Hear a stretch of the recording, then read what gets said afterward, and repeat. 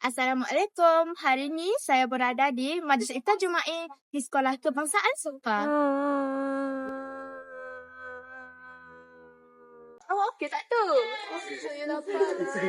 Sabar.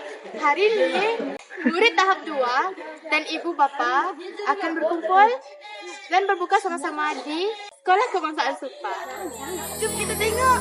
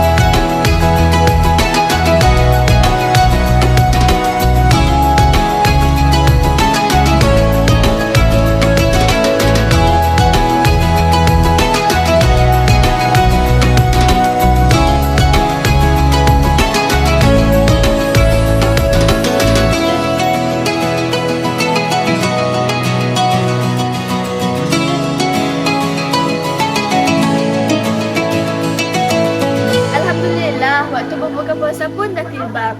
Suasana Majlis Iftar Jama'i pada malam ini sangat meriah.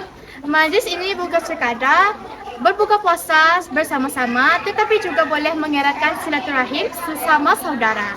Ya, betul tu. Sekian sajalah program pada malam ini dari kami ahli TV PSS. Bye-bye. Supa TV.